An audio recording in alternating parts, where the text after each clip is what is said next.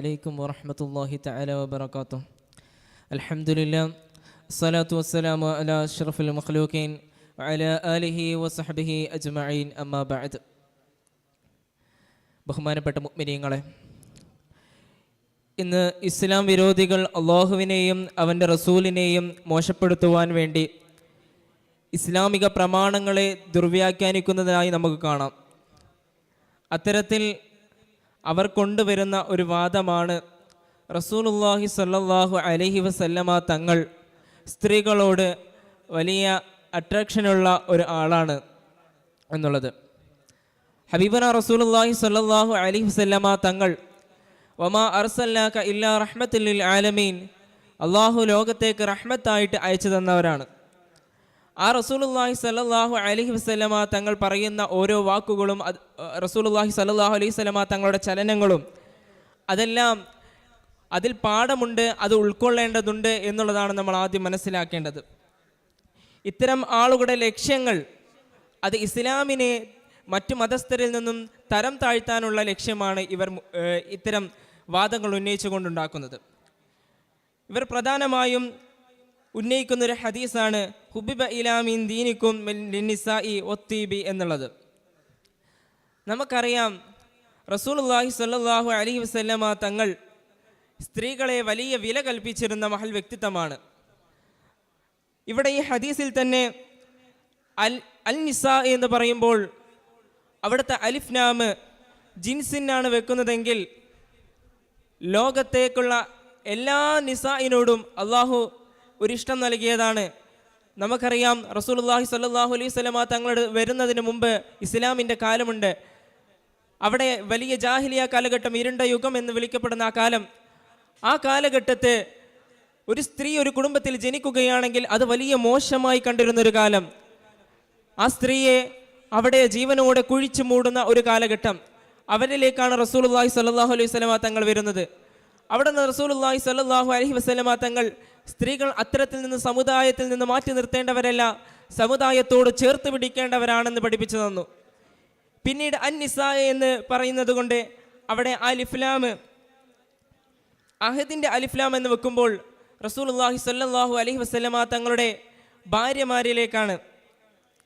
ഒരാൾക്ക് തൻ്റെ ഭാര്യയെ സ്നേഹിക്കുന്നതിൽ ഒരു കുറ്റവും വരുന്നില്ലല്ലോ.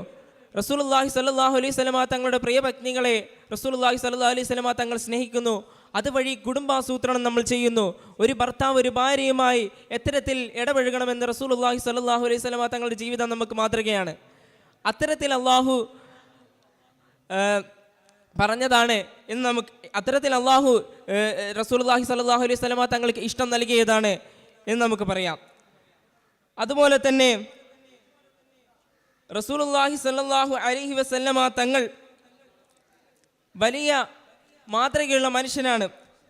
അതുപോലെ തന്നെ ഈ ജാഹിലിയ സംഭവത്തിൽ വഇദാ മൂഇദതു സുഇലത് ബിഅയ്യി ദംബിൻ ഖുതിലത് എന്ന് ഇമാം സുയൂത്തി റഹ്മത്തുള്ളാഹിയുടെ ജാമിഉൽ അഹാദീസിൽ ഉദ്ധരിച്ചിട്ട് നമുക്ക് കാണാം. ഖൈസ് ബിൻ ആസിം എന്നവർ 8ഉം 12ഉം പെൺകുട്ടികളെ ജാഹിലിയ കാലഘട്ടത്തിൽ ഇത്തരം പെൺമക്കളെ കുഴിച്ചു മൂടിയിട്ടുണ്ട് എന്ന് മഹാനവർകൾ ഇസ്ലാമിലേക്ക് വന്നതിന് ശേഷം റസൂലുള്ളാഹി സ്വല്ലല്ലാഹു അലൈഹി വസല്ലമയോട് പറയുന്നതായിട്ട് നമുക്ക് കാണാം. അതുപോലെ തന്നെ റസൂലുള്ളാഹി സ്വല്ലല്ലാഹു അലൈഹി വസല്ലമ തങ്ങളുടെ വിവാഹങ്ങൾ എല്ലാം ഒരു ഹിക്മത്തിലൂടെയാണ്. നമുക്കറിയാം സഫിയ ബീവി റളിയല്ലാഹു അൻഹ, അവർ ഹാറൂൻ നബി അലൈഹി സ്വലാത്തു വസ്സലാമിൻ്റെ പരമ്പരയിൽപ്പെട്ടവരാണ്. മാത്രമല്ല ശത്രു രാജാവിൻ്റെ മകൾ കൂടിയാണ്. അവരെ വിവാഹം ചെയ്യലോടുകൂടെ ഇസ്ലാമിലേക്ക് അധികം ആളുകളെ ഇസ്ലാമിലേക്ക് ക്ഷണിക്കുക എന്നുള്ളതും, അദ്ദേഹത്തെ മഹദിയെ വിവാഹം ചെയ്തതിന് ശേഷം 100ഓളം ആളുകൾ ഇസ്ലാമിലേക്ക് കടന്നു വന്നിട്ടുമുണ്ട്. അതുപോലെ തന്നെ ആയിഷ ബീവിയുടെ വിവാഹത്തിൻ്റെ ഹിക്മത്ത് എന്ന് പറഞ്ഞത് ഒരു ആലിമത്താക്കി തീർക്കുക. നമുക്കറിയാം ലോകത്തെ ഹദീസ് റിപ്പോർട്ട് ചെയ്യപ്പെട്ട ഏറ്റവും കൂടുതൽ ഹദീസ് റിപ്പോർട്ട് ചെയ്യപ്പെട്ട 7 ആളുകളിൽ ഒരാളാണ് ആയിഷ ബീവി റളിയല്ലാഹു അൻഹ. 2710 ഹദീസുകൾ മഹദി അവർകൾ റിപ്പോർട്ട് ചെയ്തിട്ടുണ്ട്. അപ്പോൾ റസൂലുള്ളാഹി സ്വല്ലല്ലാഹു അലൈഹി വസല്ലമ തങ്ങൾക്ക് ഇവർ പറയുന്നത് പോലെ സ്ത്രീകളുമായുള്ള പ്രത്യേകമായ ഒരു ഇൻട്രാക്ഷൻ ഒന്നും ഇല്ല. മറിച്ച് റസൂലുള്ളാഹി സ്വല്ലല്ലാഹു അലൈഹി വസല്ലമ തങ്ങൾ സമുദായം വളരെ ജാഹിലിയ കാലഘട്ടത്തിലേക്ക് സമുദായം വളരെ സ്ത്രീകളെ അവഗണിക്കപ്പെടുമ്പോൾ സമുദായത്തോട് കൂടി ചേർത്ത് പിടിക്കണമെന്ന് പഠിപ്പിച്ചു തന്ന മതധാരിയാണ് ഹബീബന റസൂലുള്ളാഹി സ്വല്ലല്ലാഹു അലൈഹി വസല്ലം.